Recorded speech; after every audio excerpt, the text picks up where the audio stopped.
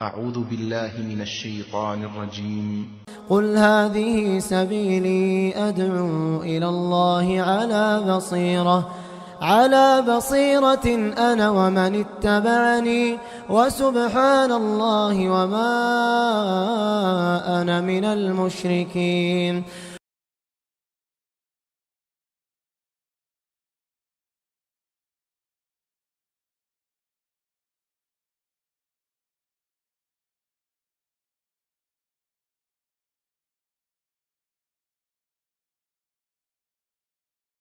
إن الحمد لله نحمده ونستعينه ونستغفره ونؤمن به ونتوكل عليه ونعوذ بالله من شرور أنفسنا ومن سيئات أعمالنا. من يهده الله فلا مضل له ومن يضلل فلا هادي له، وأشهد أن لا إله إلا الله وحده لا شريك له، وأشهد أن محمدا عبده ورسوله. أما بعد، فإن خير الحديث كتاب الله، وخير الهدي هدي محمد صلى الله عليه وسلم، وشر الأمور محدثاتها، وكل محدثة بدعة، وكل بدعة ضلالة، وكل ضلالة في النار. أعوذ بالله السميع العليم من الشيطان الرجيم. بسم الله الرحمن الرحيم. قاف والقرآن المجيد بل عجبوا أن جاءهم منذر منهم فقال الكافرون هذا شيء عجيب أإذا متنا وكنا ترابا ذلك رجع بعيد قد علمنا ما تنقص الأرض منهم وعندنا كتاب حفيظ بل كذبوا بالحق لما جاءهم فهم في أمر مريج أفلم ينظروا إلى السماء فوقهم كيف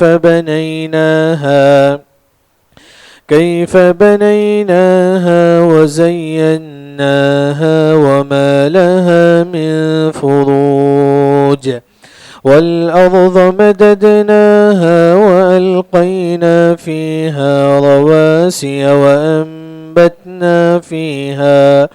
وأنبتنا فيها من كل زوج بهيج تبصرة وذكرى لكل عبد منیب۔ سب سے پہلے ہر قسم کی حمد و ثنا کی بدیائی بزرگی اسی اکیلا رب العالمین کے لیے لائق و زیبا ہے، جو تمام انسانیت کا پالنہار ہے، خالق ہے، مالک ہے۔ اس کے بعد اس آخر النبی محمد مصطفیٰ احمد مجتبیٰ صلی اللہ علیہ وسلم پر لاکھوں کروڑوں درود و سلام ہو، جو تمام انسانیت کے لیے ہادی اور مبشر بنا کر بھیجے گئے تھے۔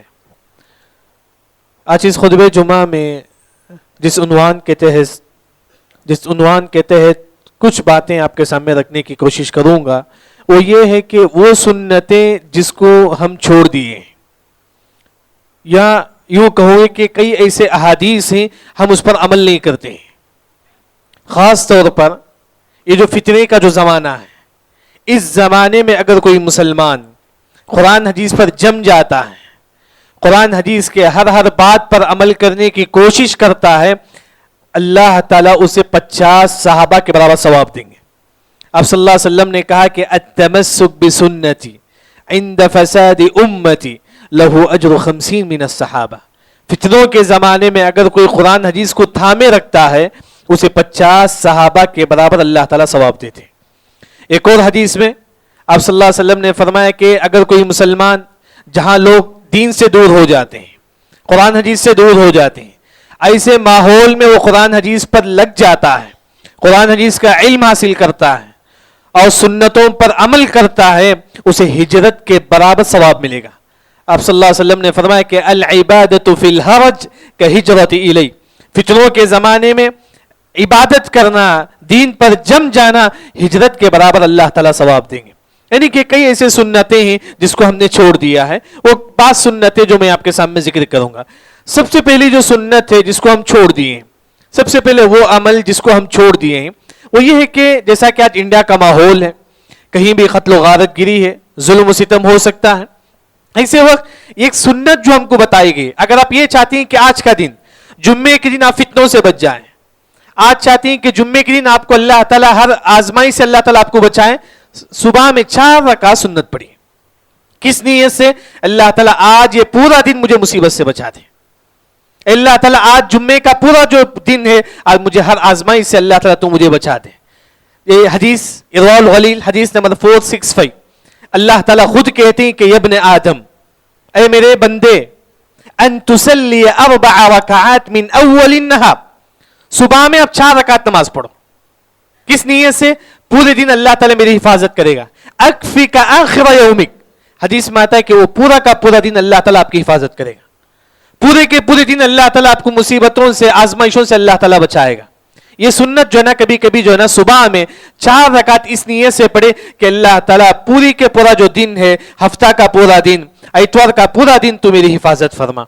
तो इस वजह से ये भी नमाज जो है ना, ये सुन्नत जो है ना हमसे छूटी हुई है। दूसरी जो सुन्नत है वो ये कि तिरमिजी हदीस नंबर 420, हदीस क्या है कि फजर की 2 रकात सुन्नत पढ़ना चाहिए, बल्कि उसकी फजीलत आती है कि खैरुम मिनद दुनिया व मा फीहा, दुनिया में जो कुछ चीज है तमाम चीजों में सबसे अफजल है फजर की 2 रकात सुन्नत। लेकिन जो सुन्नत हमसे छूटी हुई है, फजर की 2 रकात सुन्नत पढ़ने के बाद थोड़ी देर सोना चाहिए।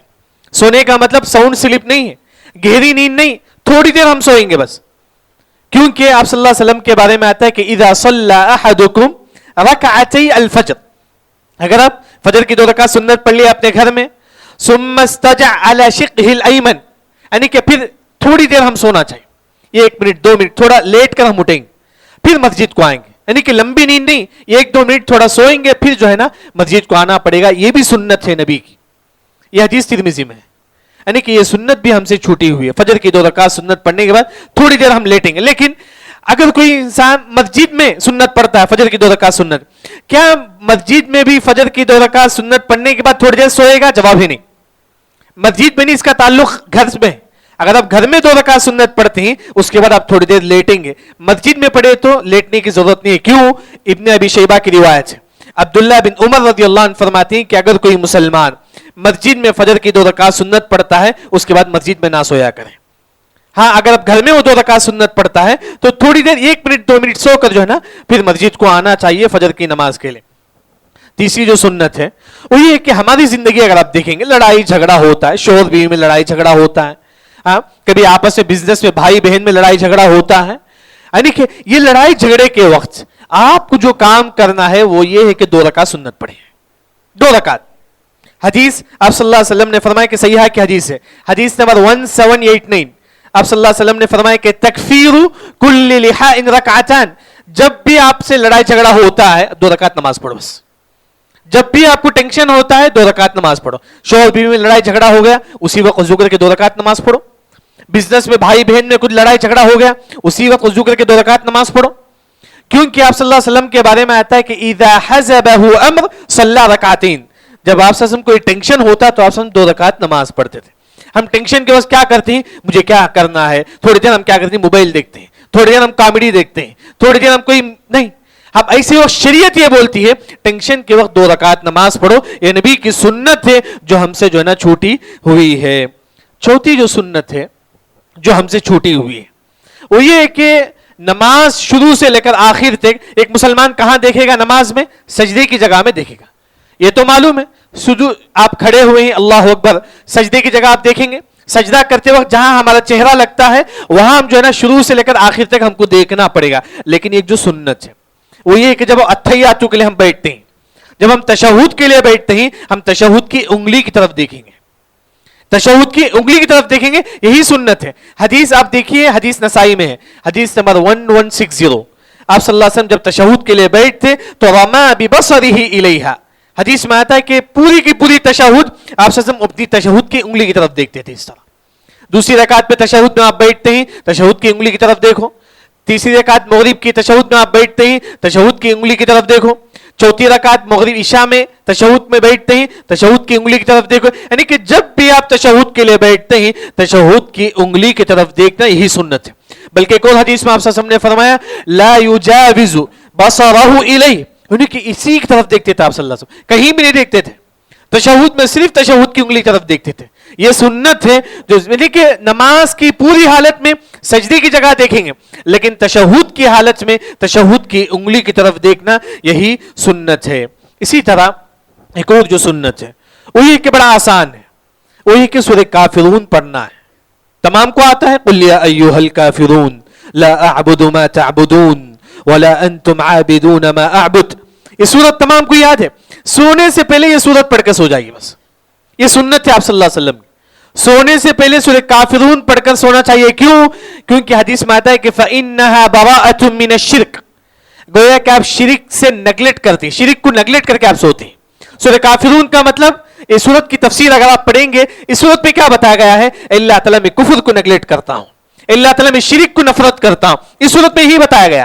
यानी कि सूरह काफिरून आप पढ़कर सोते ही गोया कि आप शिरिक को नेगलेक्ट करके सोते ही, कुफ्र को नेगलेक्ट करके सोते ही। नबी की सुन्नत यह है आप सल्लल्लाहु अलैहि वसल्लम सोने से पहले, खास तौर पर रात में सोने से पहले सूरह काफिरून पढ़कर आप सल्लल्लाहु अलैहि वसल्लम सोया करते थे। यह हदीस अबू दाऊद हदीस मरफ़ई 055।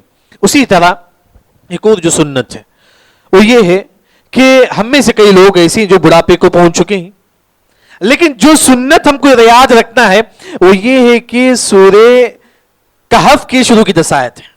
कितने हम में से लोगों को याद है? अल्हम्दुलिल्लाहिल्लज़ी अंज़ला अला अब्दिहिल किताब व लम यजअल लहू इवजा।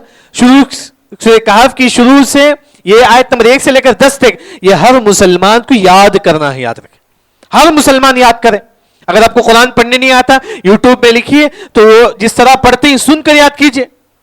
एक है कि अगर आपको पढ़ने नहीं आता आप देखकर पढ़ सकते हैं, अगर आपको पढ़ने नहीं आता तो आप सुनकर याद कीजिए।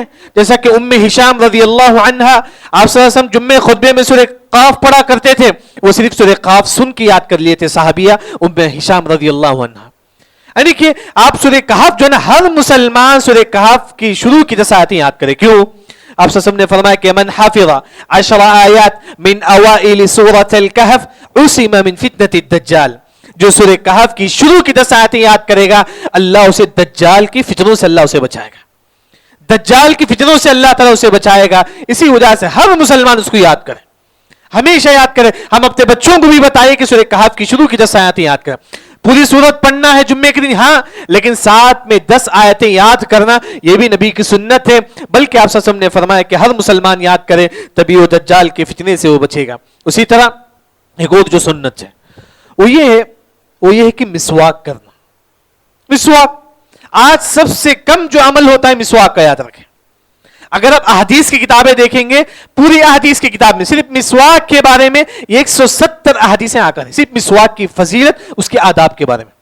जैसा कि आमिर अल हुसैनी ने ये किताब उन्होंने लिखी कि मिसवाक के बारे में 170 अहदीसें उन्होंने जमा की। कितनी बड़ी फजीलत है मिसवाक के बाद। कितने लोग हम में से अमल करते हैं मिसवाक। मिसवाक का मतलब जो लकड़ी, नीम की लकड़ी मिलती है वो भी मिसवाक, यानी कि लकड़ी, जो भी लकड़ी आपको है उससे आप मिसवाक कर सकते हैं, आप दांत लगड़ सकते हैं, नबी की सुन्नत है। लेकिन आज हम ये सुन्नत हमसे छूटी हुई है। अगर आप ये सुन्नत पर अमल करेंगे, अल्लाह ताला आपसे खुश हो जाएगा। याद रखें, मिसवाक करेंगे। दलील आप सल्लल्लाहु अलैहि वसल्लम ने फरमाया कि मतहरतुल लिल फम व मरदातुल लिर्रब, जो मिसवाक करेगा अल्लाह ऐसे बंदों से खुश होगा। इसी वजह से जब आप सल्लल्लाहु अलैहि वसल्लम की वफात हो रही थी, उस वक्त आप सल्लल्लाहु अलैहि वसल्लम अपनी जुबान में मिसवाक रखे हुए थे, मिसवाक कर रहे थे आप सल्लल्लाहु अलैहि वसल्लम। ऐसे वक्त उनकी रूह जो है ना कब्ज़े उनसुरी से परवास कर गई। यानी कि मिसवाक नबी की सुन्नत है। जब घर में दाखिल हो मिसवाक करो, ये भी नबी की सुन्नत है। जब तहज्जुद के लिए खड़े होते हो तब भी मिसवाक करो, ये भी नबी की सुन्नत है। इज़ा क़ाम मिनल लैल यशूसु फ़ाहु बिस्सिवाक, जब आप रात के तहज्जुद के लिए आप खड़े होते हैं मिसवाक करके खड़े हो। यानी कि बल्कि हदीस में आता है कि मा कुल्ली सलात, हर नमाज से पहले मिसवाक करेंगे। 5 नमाज है, 5 नमाज से पहले मिसवाक करके खड़े हो। ये मिसवाक की सुन्नत हमसे छूटी हुई। आज कितने हम में से लोग मिसवाक करते हैं। हम ये समझते हैं कोई फैशन नहीं है, वो मॉडल नहीं है। नबी की सुन्नत में फैशन और मॉडल नहीं देखा जाएगा। हम लोग समझते हैं कि हमारा कपड़ा बिल्कुल पाक और साफ है, मिसवाक कैसे रखेंगे हम जेब? نہیں، نبی کی سنت جب آتی ہے اسی میں فیشن نہیں، یاد رکھیں، اسی میں ماڈل ہے۔ مسواک ہر مسلمان ہر نماز سے پہلے، ہر وضو سے پہلے کرنا یہ سنت ہے۔ اسی طرح ہم لوگ ایک اور جو سنت جو ہم سے چھوٹی ہوئی ہے، معلوم ہے کہ کھانے سے پہلے بسم اللہ پڑھنا چاہیے، وَقُلْ بِسْمِ اللَّهُ بِيَمِينٍ، یعنی کہ بسم اللہ بولیں گے اور کھائیں گے، یہ ہم کو معلوم ہے، بسم اللہ بول کے کھانا کھائیں گے، پانی پیئیں گے، یہ سنت ہے بالکل۔ لیکن اگر آپ ہمارے نبی کی زندگی کو آپ دیکھیں گے، امام بخاری کی کتاب ہے کتاب الرقاق، اس میں انہوں نے ذکر کیا کہ ایک مرتبہ آپ صلی اللہ علیہ وسلم کو پانی دیا گیا، ایک پیالہ میں پانی دیا گیا، آپ صلی اللہ علیہ وسلم سب سے پہلے فحمد اللہ فسمى، سب سے پہلے آپ صلی اللہ علیہ وسلم نے فرمایا کہ الحمدللہ، پھر کہتے ہیں کہ بسم اللہ، پھر وہ پانی پیتے ہیں، یہ سنت ہے۔ شیخ ابن عثیمین رحمہ اللہ نے اس حدیث کی شرح کرتے ہوئے کہا یہ بھی ایک سنت ہے کہ آپ کیا کرو، کھانے سے پہلے الحمدللہ پڑھو، پھر بسم اللہ پڑھو، پھر کھاؤ یا پیو، یہ نبی کی سنت ہے۔ یہ ہم سے سنت ہم سے چھوٹی ہوئی، معمولی سا عمل ہے، بس یاد رکھنے کے لیے بھی آسان ہے۔ یاد رکھنے کے لیے آسان جو طریقہ ہے، آپ دیکھیں گے اہل علم کی کتابوں میں کوئی بھی حدیث کو یاد رکھنے کے لیے اگر آپ اس پر ایک بار عمل کریں گے، اس حدیث پر ایک بار عمل کریں گے، آپ کو دل و دماغ میں وہ حدیث بیٹھ جائے گی۔ یہ دیکھیے یہ سنت بھی جو ہے نا ہم سے چھوٹی ہوئی ہے۔ اسی طرح ایک اور جو چیز ہے وہ یہ ہے کہ دودھ پینے کے متعلق، دودھ ہم لوگ پیتے ہیں، یعنی کہ جب بھی حدیث میں آتا ہے کہ اذا شربتم اللبن، جب آپ دودھ پیتے ہیں فمضمضوا، کلی کیا کرو، یہ نبی کی سنت ہے۔ دودھ پینے کے بعد کلی کرنا نبی کی سنت ہے، کیوں؟ فإن له دسم، اس میں جو ہے نا کچھ چکناہٹ ہوتا ہے، آپ کے دانت کو خراب کر سکتا ہے، جبکہ نبی کی سنت یہ ہے دودھ پینے کے بعد ایک مسلمان کلی کرنا چاہیے۔ یہ حدیث ابن ماجہ حدیث نمبر 499، یہ سنت ہم سے چھوٹی ہوئی۔ آپ ہوٹل میں دودھ پیتی اسی طرح کلی کر لیجئے، ثواب بھی ملے گا، آپ کا دانت بھی اچھا رہے گا، یعنی کہ یہ جو نبی کی جو سنت جو ہے نا ہم سے چھوٹی ہوئی ہے۔ اسی طرح کھانے کے متعلق ایک اور جو سنت ہے جو ہم سے چھوٹی ہوئی ہے وہ ہے بیہقی کی روایت ہے، وہ یہ ہے کہ جب ہمارے سامنے کھانا ہوتا ہے، بریانی ہو کچھ بھی ہو، وہ گرم گرم ہوتا ہے، بھاپ نکلتے رہتا ہے، بھاپ نکلتے وقت وہ کھانا کو نہیں کھانا چاہیے۔ آپ صلی اللہ علیہ وسلم نے فرمایا کہ لا یؤکل حتی یذهب بخار، یہ جو دھواں جو نکلتا ہے کھانا کا، وہ نکل جانے کے بعد کھانا، یہی سنت ہے۔ کیوں؟ کیونکہ فاطمہ رضی اللہ عنہا کہتی ہے کہ انہ اعظم للبرکہ، سب سے زیادہ برکت اس کھانے میں ہوتی ہے جس میں جو ہے نا کھانے جو تھوڑا ٹھنڈا ہو چکا، زیادہ گرم نہیں، جس میں بھاپ نکلتا ہو، ایسے کھانا نہیں کھانا چاہیے۔ اگر اب کھانا آپ کے سامنے ہے، بھاپ نکل جانے کے بعد کھانا چاہیے۔ اسی وجہ سے فاطمہ رضی اللہ عنہا جب ان کے گھر میں کوئی مہمان آتے، وہ کھانا لے کر آتے، اگر بھاپ نکلتا تو اس کے اوپر برتن بند کر دیتے، وہ بھاپ ختم ہونے کے بعد، تھوڑا بھاپ ختم ہونے کے بعد وہ برتن نکال کر جو ہے نا پھر بسم اللہ الحمدللہ کر کے کھایا کرتے تھے۔ یہ بھی ایک سنت ہے، ہم اس سنت پر بھی ہم عمل کریں گے، نبی کی ہر سنت پر عمل کیجیے۔ کیوں؟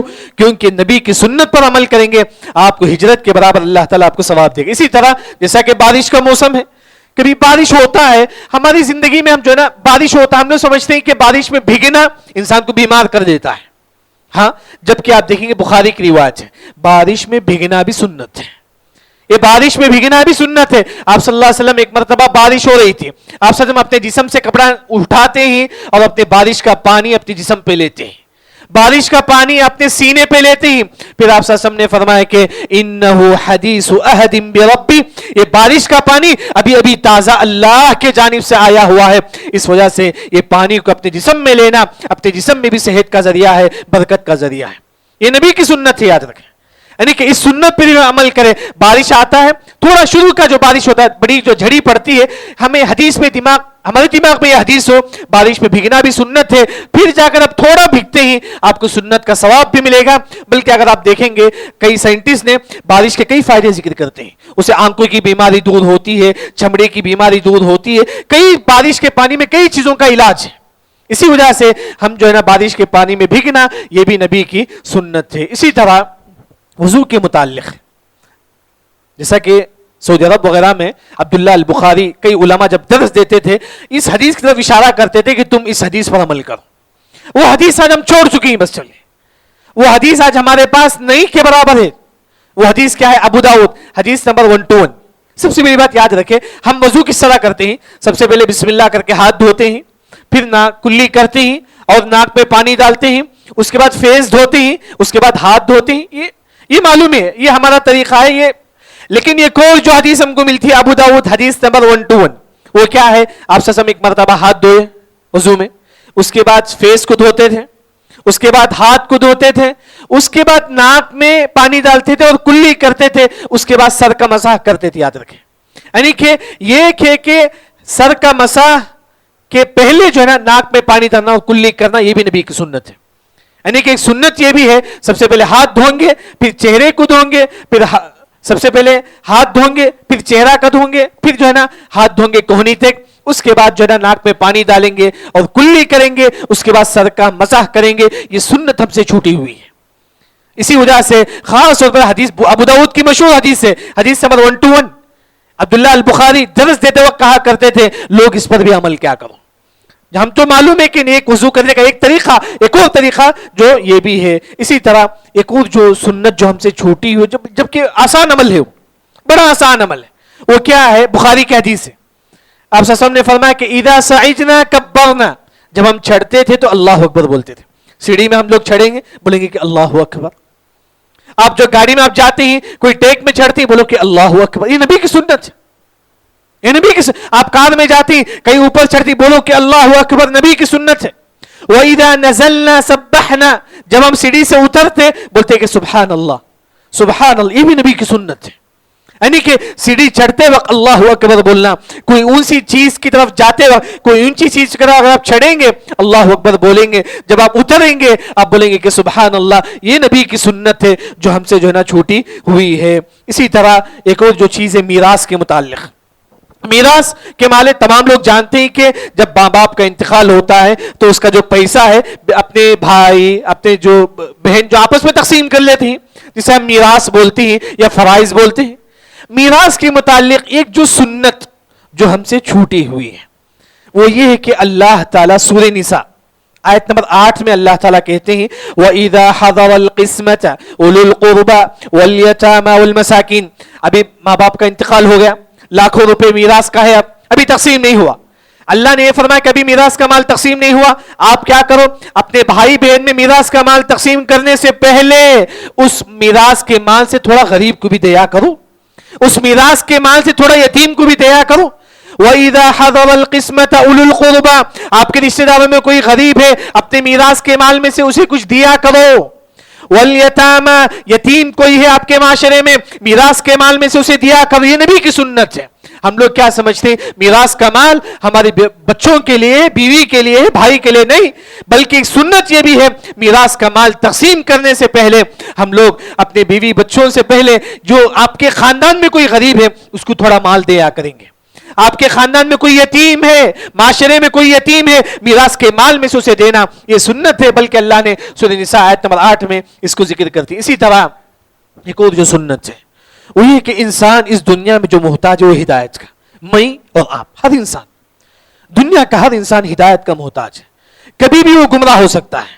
اسی وجہ سے ہم ہر نماز میں پڑھتے ہیں کہ اہدنا الصراط المستقیم، اللہ تعالیٰ تو ہم کو سیدھے راستے پر ہدایت دے، اللہ تعالیٰ تم کو ہمیشہ ہمیشہ ہدایت پر قائم رکھ. جبکہ ہم ہدایت پر ہی پھر بھی ہم پڑھتے ہیں کہ اہدنا الصراط المستقیم. کیا مطلب ہے؟ اللہ تعالیٰ موت تک ہم کو ہدایت پر قائم رکھ، اللہ تعالیٰ زندگی کے ہر قدم قدم پہ مجھے ہدایت پر قائم رکھ. یہ مطلب ہے اہدنا الصراط المستقیم.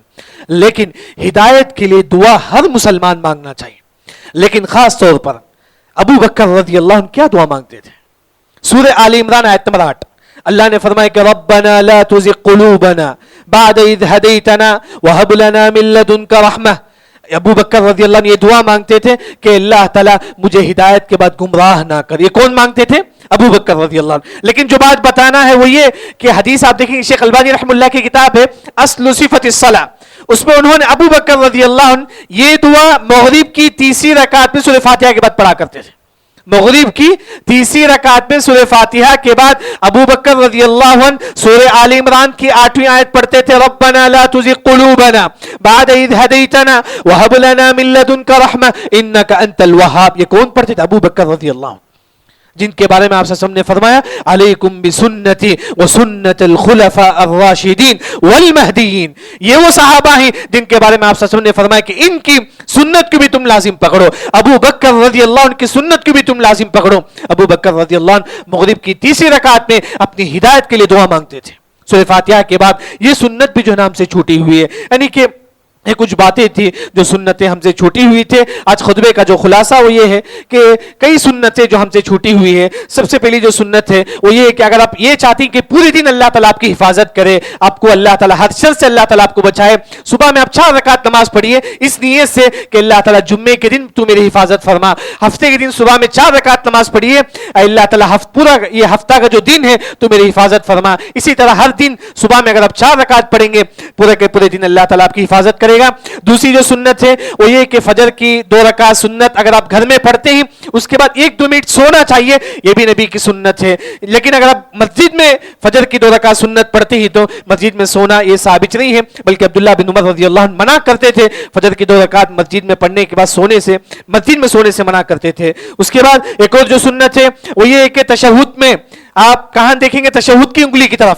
نماز میں شروع سے لے کر آخر تک کہاں دیکھیں گے؟ سجدے کی طرف, لیکن تشہد میں تشہد کی انگلی کی طرف. اسی طرح سونے سے پہلے سورہ کافرون کی تلاوت کرنا یہ نبی کی سنت ہے, بلکہ اگر آپ پڑھتے ہی گویا کہ آپ شرک کو نیگلیکٹ کر کے آپ سوتے ہیں, اسی حالت میں اگر ہماری موت ہو جائے تو یہ توحید پر ہوگی. اور اسی طرح ایک اور جو سنت ہے وہ یہ کہ سورہ کہف کی شروع کی 10 آیتیں ہر مسلمان یاد کرنا چاہیے. کیوں؟ کیونکہ اس سے دجال کی فتنے سے انسان بچ جائے گا. اسی طرح مسواک کرنا, بلکہ اس کے متعلق 170 احادیثیں آ کر ہیں, ہم جتنا ہو سکے مسواک کرے. کیوں؟ کیونکہ حدیث میں آتا ہے کہ جو مسلمان مسواک کرتا ہے اللہ ایسے بندوں سے خوش ہوتے ہیں. اسی طرح ایک اور جو سنت ہے ہم کھانے سے پہلے بسم اللہ پڑھتے ہیں, لیکن آپ صلی اللہ علیہ وسلم جو ہے نا سب سے پہلے الحمدللہ پڑھتے تھے, پھر بسم اللہ پڑھتے تھے, پھر آپ صلی اللہ علیہ وسلم کھانا کھایا کرتے تھے. اسی طرح جب بھی ہم دودھ پیتے ہیں دودھ پینے کے بعد کلی کرنا یہ بھی نبی کی سنت ہے. اسی طرح جب ہمارے سامنے کھانا آتا ہے وہ کھانے سے جو دھواں نکلتا ہے جب تک دھواں نکلتا ہے اس وقت تک ہم نہیں کھانا چاہیے.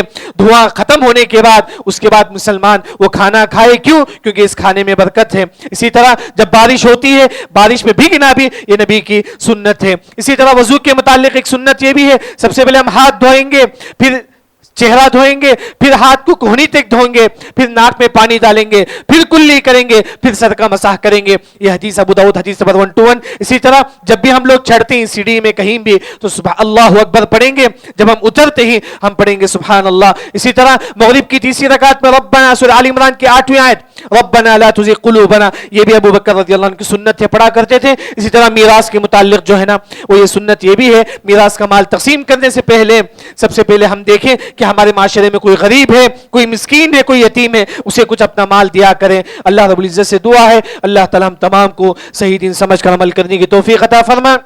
جیسا کہ ہمارے پاس مشہور داعی مبلغ جاوید عثمان ربانی رحمہ اللہ ہمارے پاس نہیں رہے, دعا کرے کہ اللہ تعالیٰ ان کی قبر کو جنت کی کھڑکی اللہ تعالیٰ ان کے قبر میں کھول دے, ان کو اللہ تعالیٰ عذاب قبر سے بچا دے, اللہ تعالیٰ ان کے گناہوں کو درگزر کرے. دعا ہے رب العالمین سے اللہ تعالیٰ ہم تمام کو صحیح دین سمجھ کر عمل کرنے کی توفیق عطا فرما.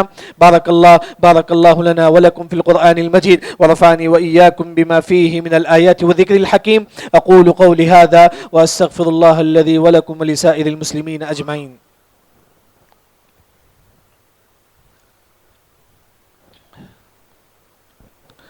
الحمد لله على إحسانه والشكر له على توفيقه وامتنانه وأشهد أن لا إله إلا الله وحده لا شريك له تعظيما لشانه وأشهد أن محمدا عبده ورسوله الداعي إلى رضوانه. أما بعد فإن خير الحديث كتاب الله وخير الهدي هدي محمد صلى الله عليه وسلم وشر الأمور محدثاتها وكل محدثة بدعة وكل بدعة ضلالة وكل ضلالة في النار. أعوذ بالله السميع العليم من الشيطان الرجيم. إن الله وملائكته يصلون على النبي يا أيها الذين آمنوا صلوا عليه وسلموا تسليما. اللهم صل على محمد وعلى آل محمد كما صليت على إبراهيم وعلى آل إبراهيم إنك حميد مجيد. اللهم بارك على محمد وعلى آل محمد كما باركت على إبراهيم وعلى آل إبراهيم إنك حميد مجيد. اللهم إنا نسألك من كل خير خزائنه بيدك ونعوذ بك من كل شر خزائنه بيدك. اللهم إنا نسألك من كل خير عاجله وآجله ما علمنا منه وما لم نعلم. اللهم إنا نعوذ بك من كل شر عاجله وآجله ما علمنا منه وما لم نعلم. اللهم إنا نسألك رزقا طيبا وعملا متقبلا. اللهم إنا نعوذ بك من جهد البلاء وترك الشقاء وسوء القضاء وشماتة الأعداء. ربنا آتنا في الدنيا حسنة وفي الآخرة حسنة وقنا عذاب النار. إن الله يأمر بالعدل والإحسان وإيتاء ذي القربى وينهى عن الفحشاء والمنكر والبغي يعظكم لعلكم تذكرون. اذكروا الله يذكركم وادعوه يستجب لكم ولذكر الله أكبر والله يعلم ما تصنعون.